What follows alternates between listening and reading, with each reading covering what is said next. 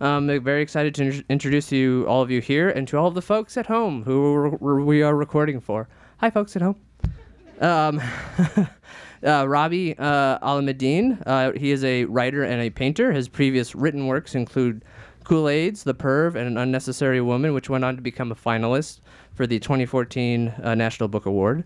In his new book, The Angel of History, we follow the story of a Yemeni-born poet, Jacob, as he recalls the event of his life, from his upbringing in an Egyptian whorehouse to his life as a gay Arab in San Francisco during the height of AIDS, all within the course of one night in the waiting room of a psych clinic.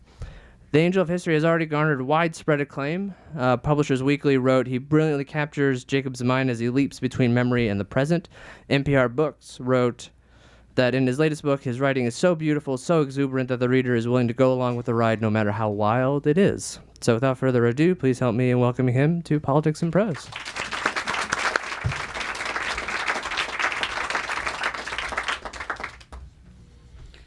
You know, whenever I get introduced, I always think they're talking about someone else. They must be talking about someone else. Hi, everyone. And hi, people at home. I'm going to be reading, I'll read 2 sections. And really, the only thing you need to know is that Jacob, the narrator, is talking to his lover who has been dead for about 20 years. But that does not mean that he's insane.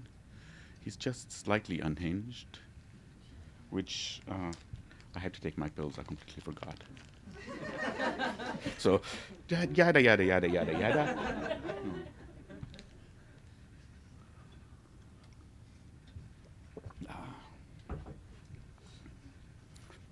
Much better. Like I said, not insane.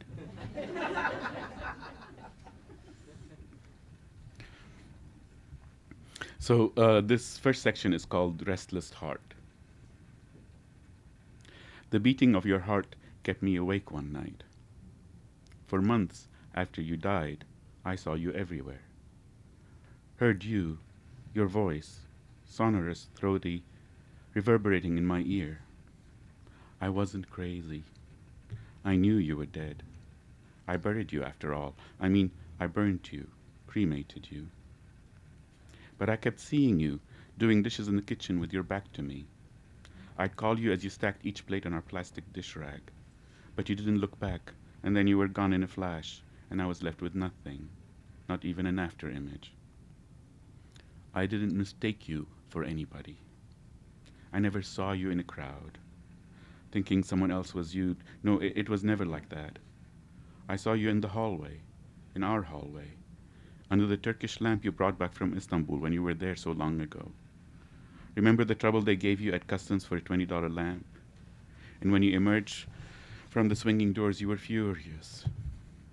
I kept telling you to calm down, but you wouldn't. You went on and on because you were angry and you were an American and you could ruffle feathers at airports. While I was alive, I loved you while you were alive, and I loved you still, but I forgot for a while. Forgive me. I couldn't obsess about you all the time. So you disappeared as if I'd bleached my memory. But you came back, you know, like a fungal infection. Remember, thrush, the white stains that attacked your innocent tongue looked like snowy down on old strawberries. But we couldn't get rid of it. And you hated it, and I hated it, and you wanted it over. When, to make you feel better, I joked that the furry fungus matched your white lab coat, you turned apoplectic, wanted to strangle me. I still regret that. I thought it was funny at the time. You've been gone for decades. You hid deep in my legs. Why now? Why infect my dreams now? What flood is this?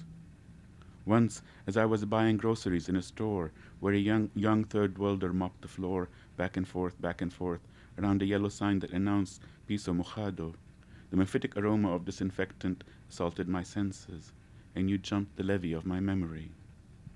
Proust had his Madeleine, but bleach was all ours, Doc, all ours. The tomatoes didn't look too good, and I just went home. I'd been a coward. I was scared. Do notice I said scared and not frightened. You taught me the difference. You said children get scared.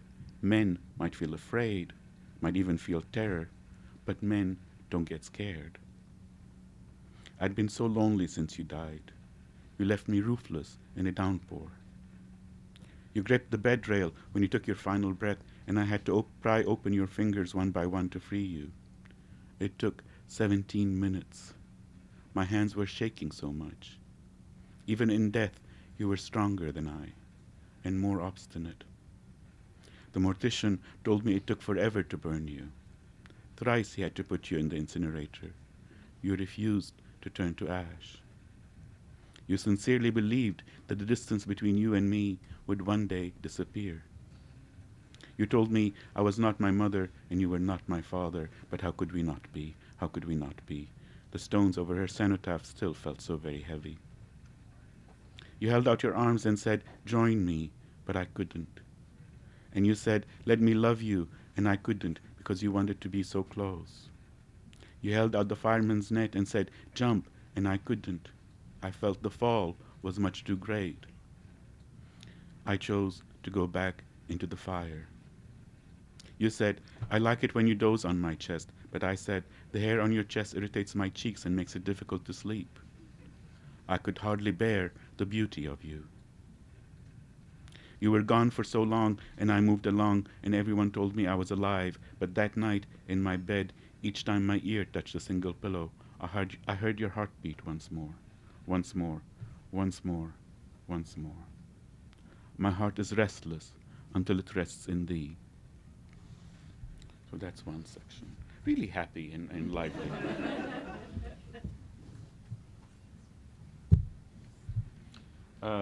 Is everybody hearing okay?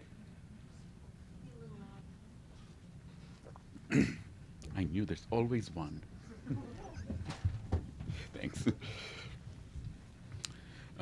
So this section is called The Whorehouse, which I sometimes read when I'm reading it out loud. I've been reading it as The Warehouse, and I sometimes think it's the same thing.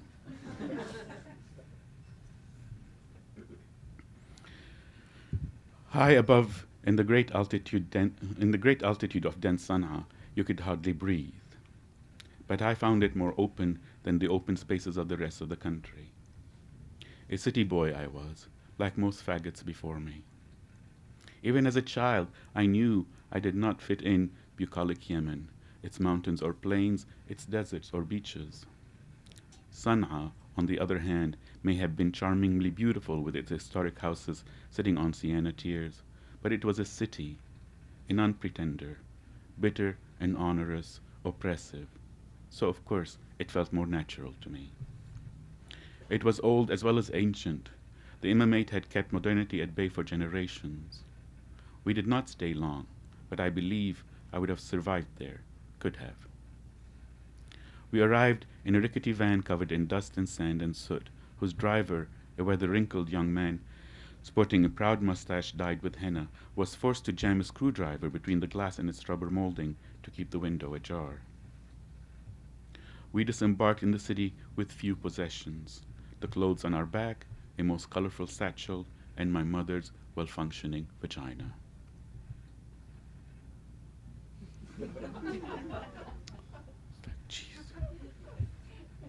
A question here, a whisper there, a lowering of shy eyes, a gasp of surprise, one of delight, a nod in a general direction, a pointed finger, and within minutes of setting our tattered slippers on the city's soil, she was knocking on a pinkish-brown door.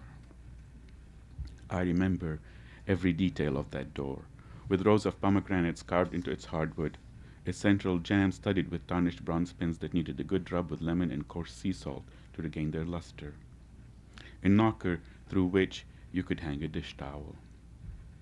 I remember every aspect of the house, its eccentric decor, the windows framed by white arches, the indoor fresh fountain, the cupolas over the corridors. I don't remember much about its inhabitants, a number of Egyptians, army men, engineers, politicians and advisors, evangelists in their recent beliefs, new converts to socialism, pan-Arabism, and buying sex on the cheap. Of course, what may have been a tiny amount of money to the men was abundance to my mother. She offered her charms earnestly and diligently, and luckily for us, another woman visiting the house took a quick fancy to her and to me.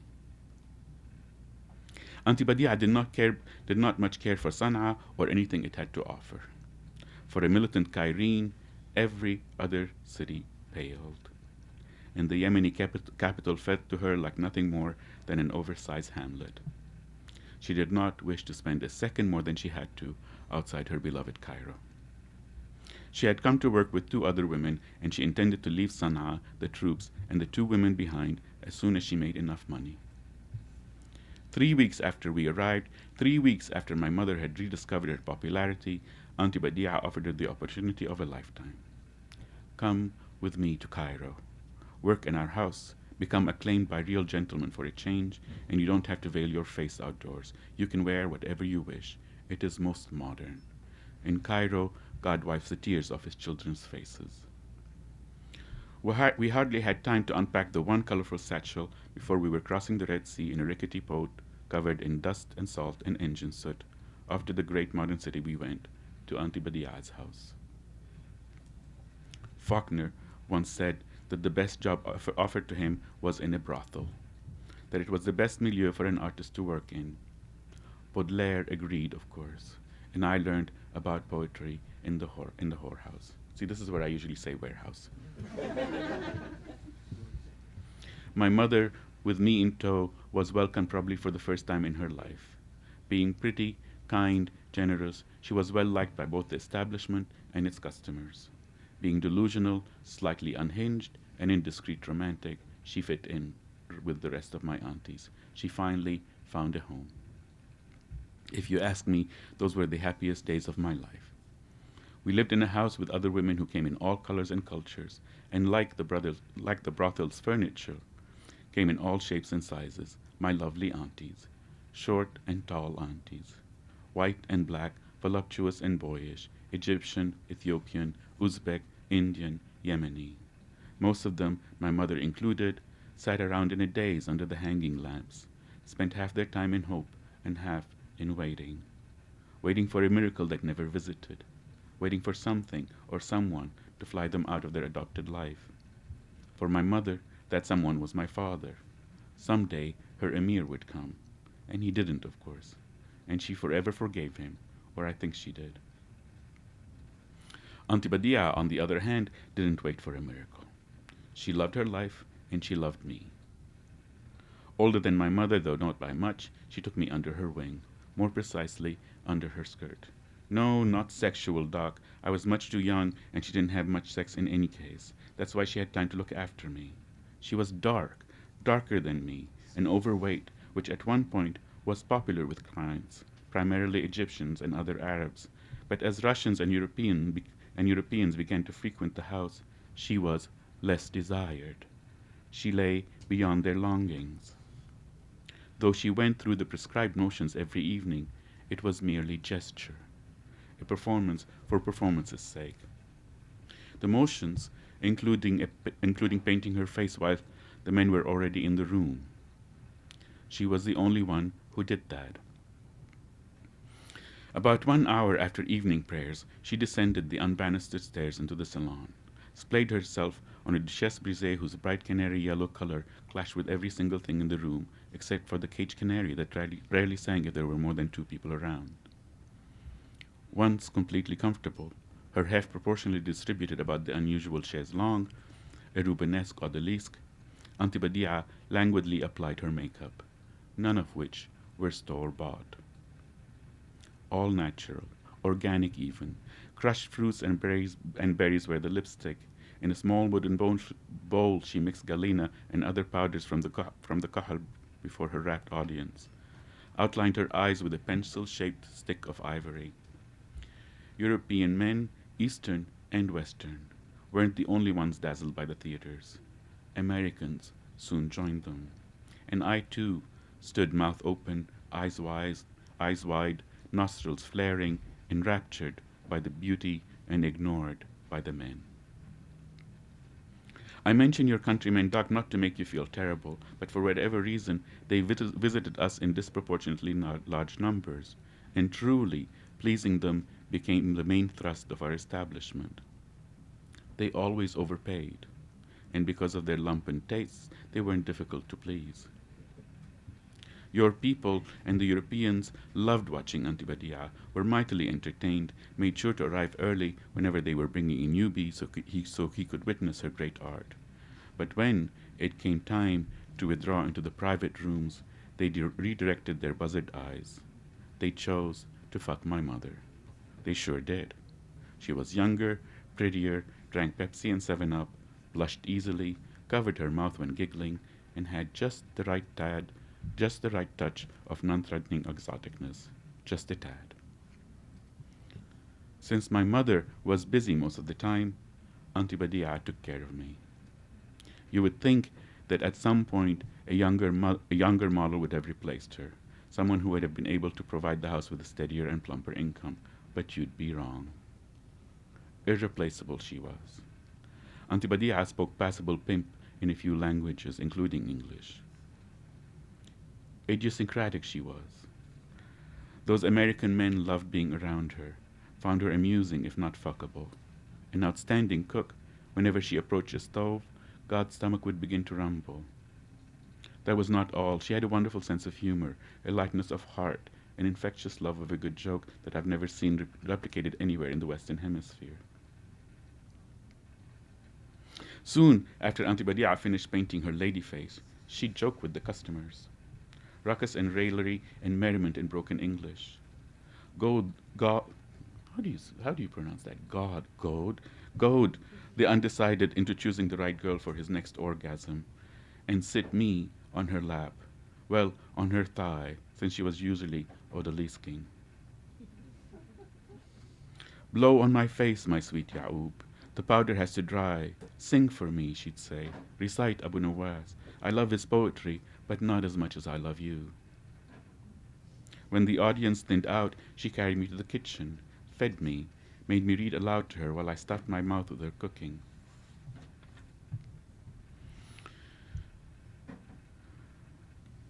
She put me in her bed, and I slept long before my mother finished satisfying for the night. Auntie Badia usually woke to find me inventing the most elaborate games while sitting on the floor outside my mother's door, serving tea to Sultan Ahmad, who entertained King George of Britannica. The latter so enthralled by my tea-serving prowess that he wished to steal me from my master, while I demurred and blushed and covered my mouth and giggled. After my fairly ritualized morning ablutions, brush my teeth, wash my face under my arms, I was forced to read and write in the kitchen while Auntie Badia sang, hovered around pots, heating atop the wood stove, like a mother hen with her chicks. Old Egyptian recipes she cooked, flavored with old Egyptian folk songs. She even sang Yemeni folk songs that she learned during her short stay. Lovely songs, not like Ofra Haza. Remember her? The Israeli singer you used to like to dance to, whom I couldn't stand, and you insisted she was singing Yemeni songs that she heard while growing up in Tel Aviv, because that's what the album cover said in clear lettering. Yet I hadn't heard any of those songs before, and you accused me of being insensitive and racist even. And you made me listen to her over and over and over, so I couldn't get the songs out of my head, even though I hated them and I hated her. Until she died of AIDS, just like all of us. She was just like us, and I felt so guilty for hating her, and I forgave her sins, but I couldn't forgive mine. Afra's songs did not compare well with those of Auntie Badia, couldn't measure up, because Auntie's voice was gravelly like sea pebbles on the beach, ideal for those old melodies. Auntie Badia's sing-song melodies bore me across the grooves of childhood. I sat at the kitchen table with my book or papers, waiting. On the wall, an old-fashioned ticking clock, the only visible one since the brothel had Vegas rules. No customer should be able to see the time. I stared at the black hands of the clock, willing them to move, to no avail. I would count to agonizing infinity and back and look up, and barely a minute had passed. I remember that clock, round, the size of a salad dish, Arabic numbers on a subdued light gray, an oyster-colored background. I remember the pages in front of me, writing the alphabet slowly, the aleph, the standing line, trying to make it fit within the predetermined boundaries, and glancing up at the clock once more and again, understanding that my mother had not woken up. My aunties would stare awake one by one, come down for the late lunch, and my mother would always be the last, always the last.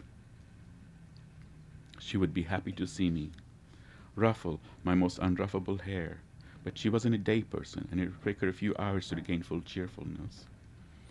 Her jalabiya was puce. I still see it so clearly, Doc, so clearly. Puce is the French word for flea.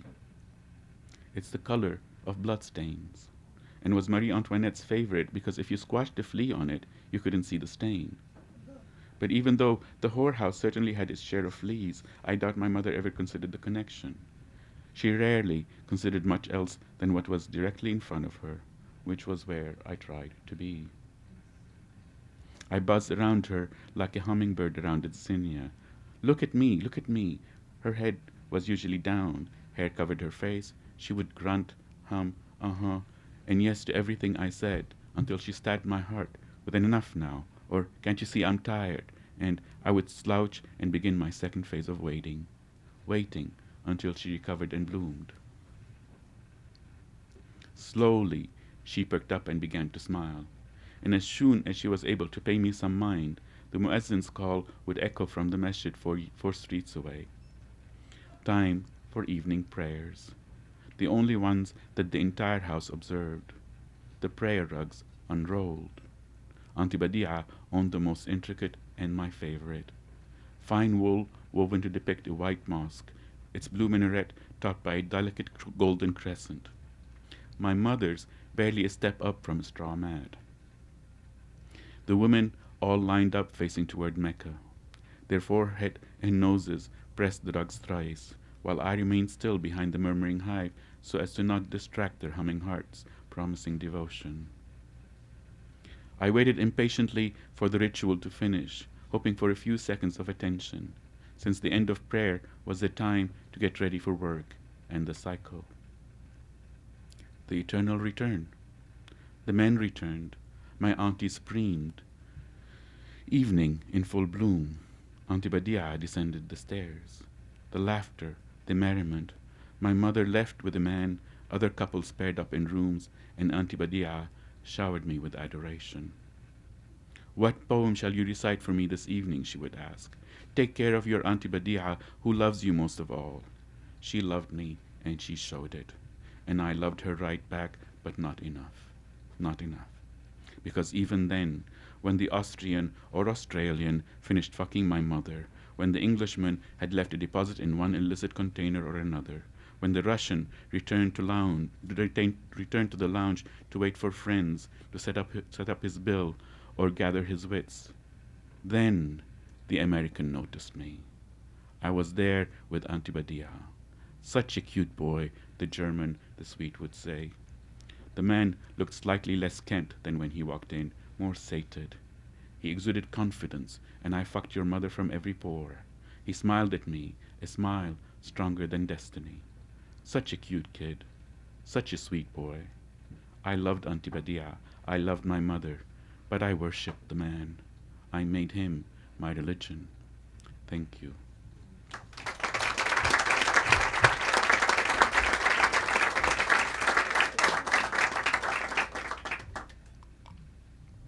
So, I get to answer your questions. Don't be shy. And I answer everything, including questions about Bob Dylan. Especially questions about Bob Dylan. Hello. Oh, sorry. Hi, my name's Heidi Feldman. I'd like to first salute you as a nasty woman. Thank you. And to thank you for making Twitter better. But really why I came was, of course, to ask you about your books, but now I feel like I should just say, tell us about Bob Dylan. So maybe if you have a moment, you will. What I wanted to ask was, I mean, I find your books so amazing because you write about men and about women, but the way you write about women and occasionally write from the perspective of a woman, or your character is, the narrator is a woman, is pretty unusual and amazing among male authors, as I'm sure you've been told before. When you're writing in the voice of a woman as opposed to a voice of a man, does the experience of writing feel different, or does it just feel the same? Good question. Let's leave Bob Dylan till the end.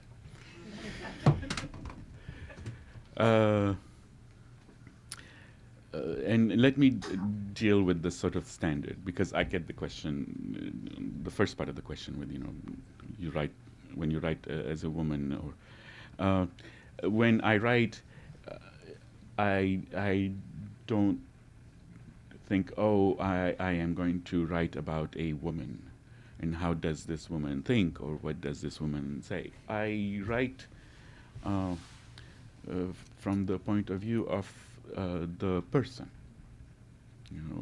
Alia, for me, the fact that she's a woman was kind of secondary to the fact that she was Alia. And that is always a big deal to me. The joke I always say is, I can write from the point of view of a woman because I have walked a mile in high heels. And rather high heels. But no, seriously, I don't think that I am. It's a rare thing. I actually think it's quite a common thing. There's been many who have done it before me and done it better. Whether it's Tolstoy or Flaubert or the trouble is that what we consider when we say that a writer did not capture a woman, I will tell you it's a bad writer. Okay? So it's not about being male or female. I think it's about a writer who is able to make a character real. And if you don't make the character real, we have an issue. Was it more, do I write differently as a man? Do I write differently as a man or a woman? Yes. Do I write differently if I'm writing about a man or about a woman? I can't answer that question. I write differently for every book. None of my books ever felt the same. I sometimes joke that it's not a joke. For me, when I write a book, I usually think that I'm destroying my career because it's so unlike anything else. And no matter how much you convince me, I truly believe that it will be badly received. But what I find interesting is that a lot of times, and I'm sure all the writers in this room feel the same way, it feels as if I am learning how to write with each book. I'm one of those who believes that a great book teaches you how to read it. But I believe that a book teaches you how to write it. And I'm not being, esoteric. See, I can't even speak English anymore. Esoteric or it just feels for me always that it's as if I have to relearn how to write a book and how to make it work. Well, you also are a man of at least two cultures. And you were writing, for a large part, for an American audience. And I'm wondering, when you write, how conscious are you of the difference between our cultures? And are you thinking about trying to develop commonalities for us to feel closer? Or is that not even relevant to what you're doing? You're just strictly working with characters in a particular context. Thank you. Let's start. There's a number of layers to your question, but let's start with I don't write for an American audience. My books do much better overseas than they always have. I have sold more books in Spain than I have sold books anywhere. if you combine all the other books, so it's not the same. But even when I started, even before, I have never written for an American audience. I've never written for a Lebanese audience. Again, particularly in the beginning, both Lebanese and Americans hated me, so it was lovely. But the idea that there is, to write for someone, the idea that you bring up, which is to bring cultures together, is not only the least of my concerns. It's I start having these like. It's about write books that try to do that sort of stuff and other stuff. Are books that I can't fucking stand. It's didactic fiction, which I find offensive. It is. I don't. I actually love it in nonfiction, but fiction for me is a completely different thing. If one tries to explain things in fiction, like if I sit down and try to explain to you what Lebanese culture is, like when will I have time to actually talk about what's going on in the book? It's like, how do you handle a depth? How do you handle dealing with what it's like to live with dignity, what it's like to love and be alive in this world, if you're trying to teach people what it's like to, the difference between the two of us? It's like, I write, or at least I attempt to, and I'm not always successfully, to write about what it's like to be alive, what it's like to again, when you want to call it live with dignity, or live, or to, in an oppressive world, in a world where, we have an idiot who's just a stone's throw away from becoming a president. What is it like? And then the other part of it is that most of the time when I am writing a novel, all I can think of is how to make this stupid thing work. That is really, I never think, am I writing in the voice of a woman? Am I trying to do No, I'm trying to like how do you, it just doesn't make any sense most of the time. It's like, building a house in a hurricane. You're just putting up one here and going up here. So the idea of having these sort of, I don't know what to call them because I'm running out of adjectives at this time of night, it just doesn't make any sense to me. But it's also not part of my intention. Now, I am told that, like lots of people learn about Lebanon through my books. I'm grateful, but I want to say, no, you're learning about how I see Lebanon, my imaginary Lebanon. Book clubs have been formed. I know. To read all the books of A Necessary Woman. I think that's the most amazing thing. And I adore it. And, and they tell me, we're learning, but it's like, but okay, great. I don't get it. It's not, I really appreciate it, and I don't get it. But then sometimes I also, I just don't get it. It's like, it's just, and it's lovely. It's really, really lovely. Thank you. Anything else?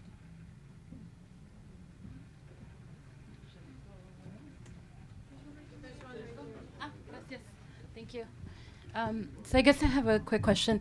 I love your writing, but first and foremost, I think you're a storyteller, and that is what you do well, and I can almost hear someone sitting out somewhere on a hot afternoon telling a story when I read your books.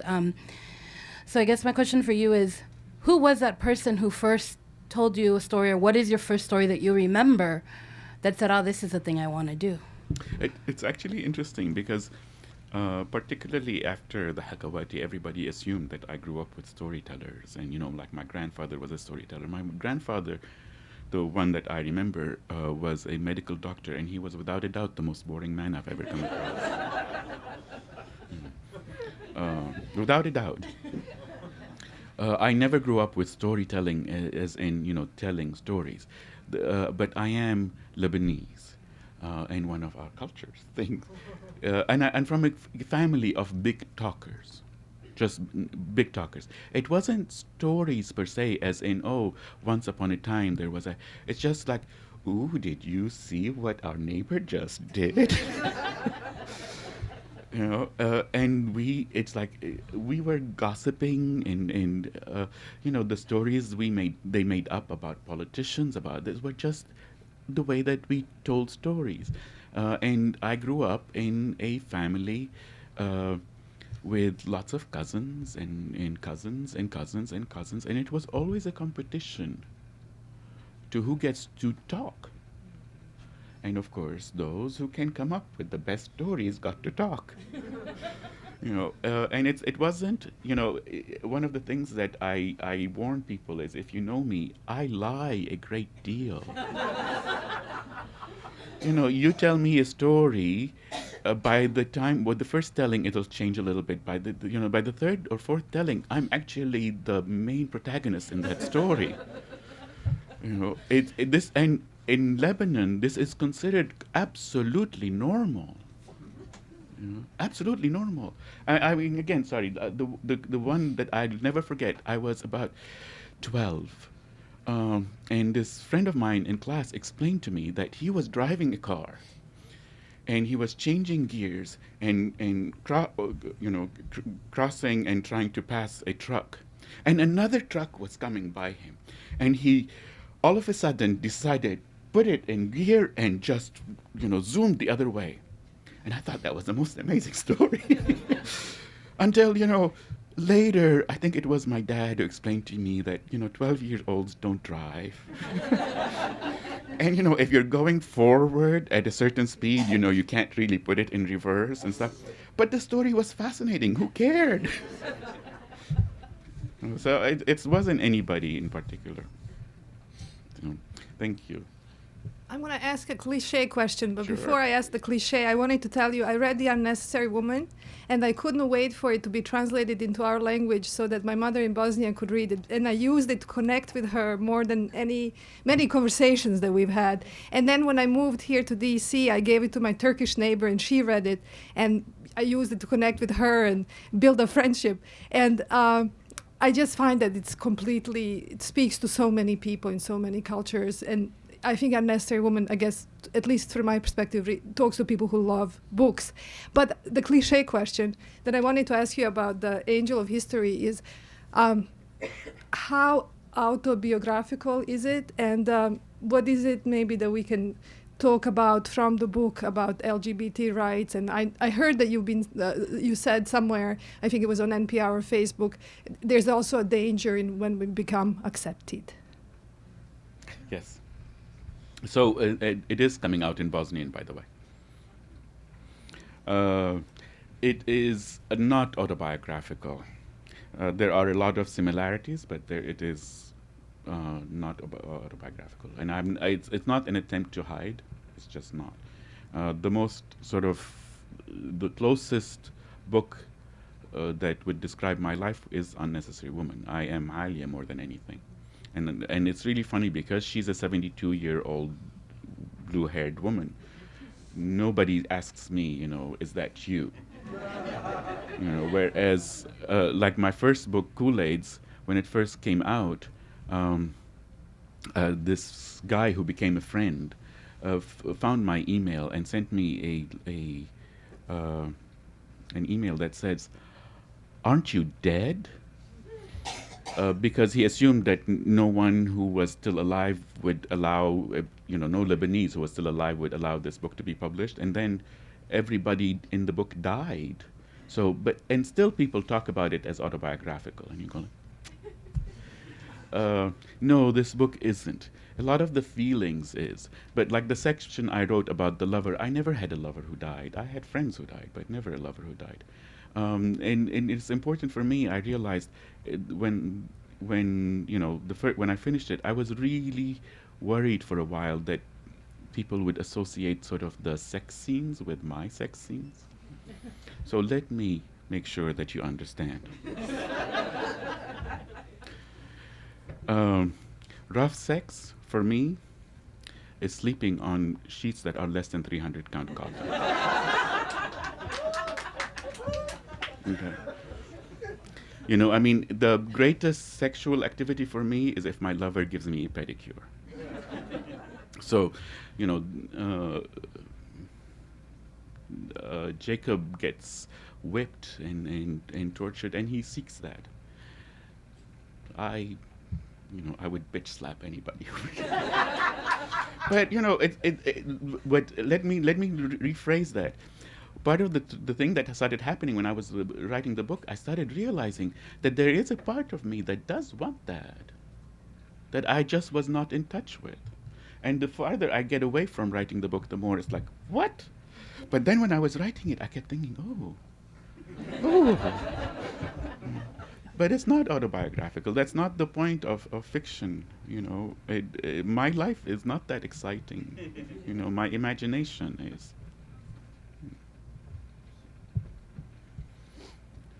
Anything else? Hi, question for you about your writing process. Since you seem to be very committed to the characters, and I think want to speak authentically to each of them speaks authentically, and you think that what you're writing is going to tank your career, how do you negotiate that, the anxiety? How do you stay in the characters, and then you reread things and you think, oh, this is going to end me? I pay a lot of money to my psychiatrist. And you think I'm kidding, don't you? Well, during book process, I see my psychiatrist 4 times a week. But I am not insane. I am slightly unhinged. She's a writing aid. Well, it's my whatever you want to call them. And let's put it this. Also, the other problem is I don't take any medications for anxiety, so I have to deal with them, bitches. But no, when I'm writing, again, I don't usually think I'm destroying my career. When I'm writing, I think about making the novel work. It is when I finish writing, it's when, I'm done with something and I think, oh my God. But it's kind of true, I mean, this is my 5th novel, 6th book. But before this book, I have had, 4 novels for different publishers. They like one novel, and not just in this country. They like one novel, they don't like the next.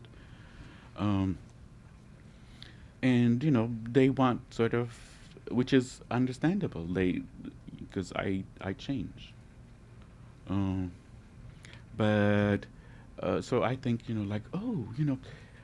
there was one time for Unnecessary Woman, I was at a festival in Australia. And I look out, it was outdoors, and I look out, and there's maybe 500 women in the audience, and they all had white hair. Not blue yet, but getting there. And I, started thinking, God, this is a new set of fans. And then, so what do I write? I write a book where a guy gets whipped in dungeons. And I kept thinking, what would and, it turns out that I underestimate, women with white hair and blue hair. I do. Well, it's not that. The thing comes from that nobody understands me and nobody will understand it. And again, I joke about this or whatever, but when the reviews started coming for this book, I was shocked. I mean, I know, I want to say I know it's a good book. I know that, a number of readers will get it. But not, I assume that no straight man would ever want to read it. And the best reviews are, and it's wrong. I was wrong, as usual.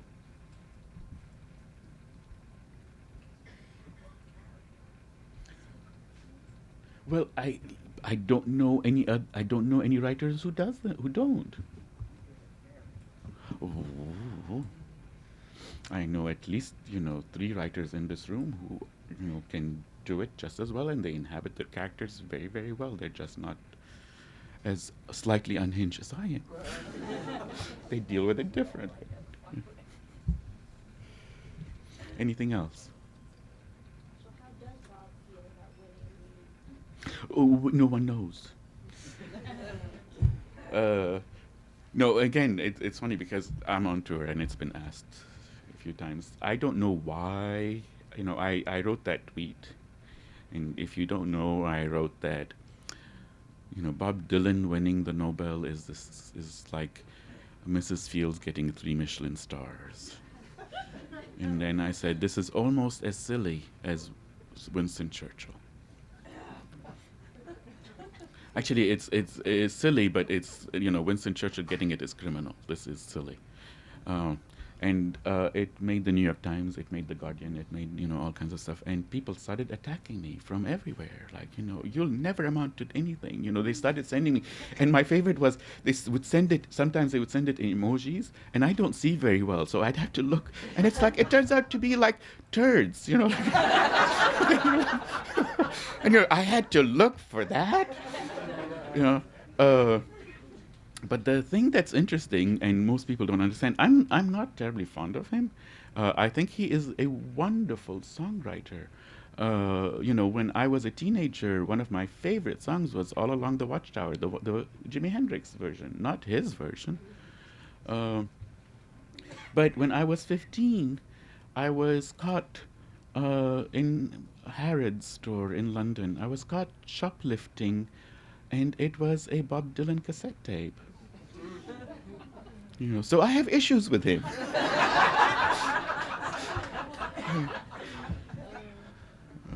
But my agent wants me to write about that, and I don't know if I can. But the whole idea of it's like it's not that he's a bad person, and I get this. You don't know about it's like he made me feel amazing. It's like great. Beyonce makes me feel amazing. I'm not giving her a Nobel, and I do understand, but when you read the Nobel Prize, the Nobel Committee going, well, he changed poetry. It's like, no, honey, Wallace Stevens did. Elizabeth Bishop did. It's like you can't give it to an American poet while Charles Simic is alive, or John Ashbery is alive, or Sharon Olds is alive. Come on. And I understand. I do understand what he means. But that's not literature. That is folk songs. And I don't mean to insult folk songs. I actually do, but that's another thing. It's like give him a Presidential Medal of Honor, which he has. That's all. Thank you.